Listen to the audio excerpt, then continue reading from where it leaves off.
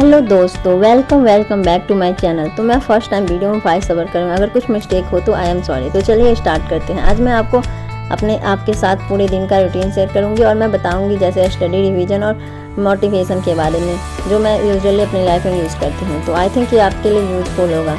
तो मैं शुरू करती हूँ।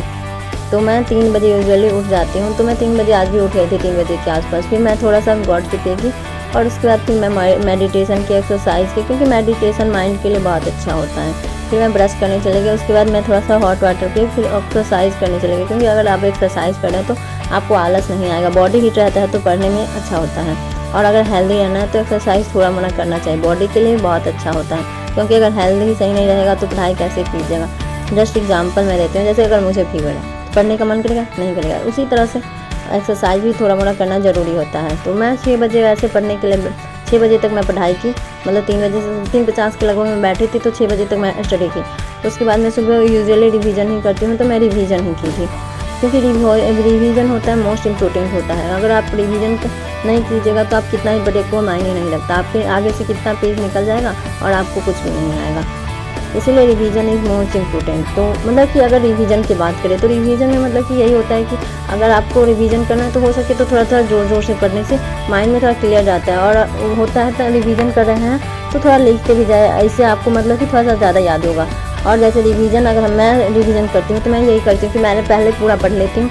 जैसे मुझे लगता है कि हाँ मुझे ये पूरा चैप्टर याद हो गया, तो मैं उस रिवीजन किए हुए पूरे चैप्टर का एक पेज मतलब कि बुक सब बंद कर देती हूँ और उस पेज पे ड्राइंग करके जैसे भी आपको सही लगे अपना लिखिए। जैसे कि और जो टॉपिक आप बार बार भूल रहे हैं उसको हाईलाइट कीजिए, उसको आप बार बार पढ़िए।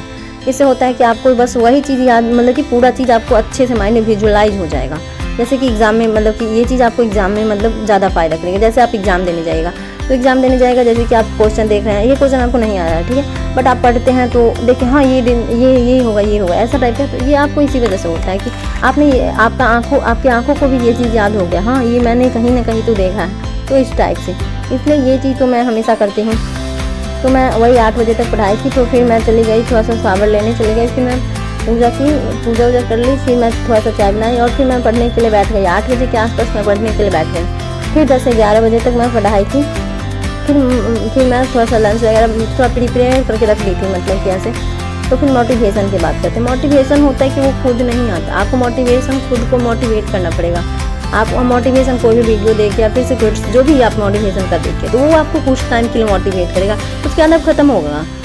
इसीलिए मोटिवेशन का मैं एग्जाम्पल देती हूँ, मेरे साथ होता था। जैसे मैं जाती थी क्लास तो सर जब पढ़ाते थे और जब मोटिवेट कर देते तो मैं बहुत मोटिवेट हो जाती थी। तो सोचती थी आज तो मैं पूरा पढ़ लूँगी पूरा, इस टाइप से मैं बहुत मोटिवेट हो जाती थी। और जब रूम पे आती थी, बैग रखती थी और फिर मोटिवेशन खत्म। मैं ट्रेंड कल तो पढ़ाई करूँगी ऐसे ही। और फिर मैं कल जाती थी क्लास तभी बैग उठाती थी, ऐसा ही करती थी। मैं सोचती आज सो जाते हैं, फिर कल से पढ़ाई करेंगे, ऐसा ही होता है। इसलिए सुबह उठिए, पहले टारगेट बनाए कि मुझे आज इतना घंटा या फिर इतना टाइम मुझे पढ़ना है। और अगर आपको जो चीज़ सबसे ज़्यादा मोटिवेट करता है या फिर से आपको जिस चीज़ को याद करके आपको सबसे ज़्यादा मोटिवेशन मिलता है उस चीज़ को सोचिए। बस मैं तो यही करती हूँ यूजुअली, तो मुझे मोटिवेशन मिल जाता है। जो चीज़ से मुझे मोटिवेशन मिलता है मैं वो चीज़ सुबह उठ के वही करती हूँ। सुबह उठ के कभी भी फ़ोन नहीं उठाना है। फ़ोन उठाने से दूसरे का अगर लाइफ के बारे में देखेगा तो आपका लाइफ डिस्ट्रैक्ट होगा।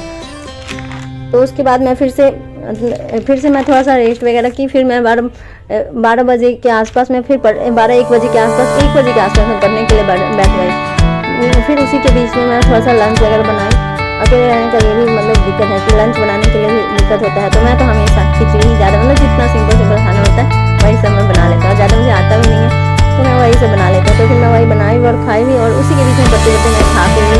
उसके बाद मैं 6 बजे तक मैं तो पढ़ाई की, मतलब कि 5-6 घंटा मतलब हुआ, बट मतलब 4 घंटा में अच्छे से मैं पढ़ाई की।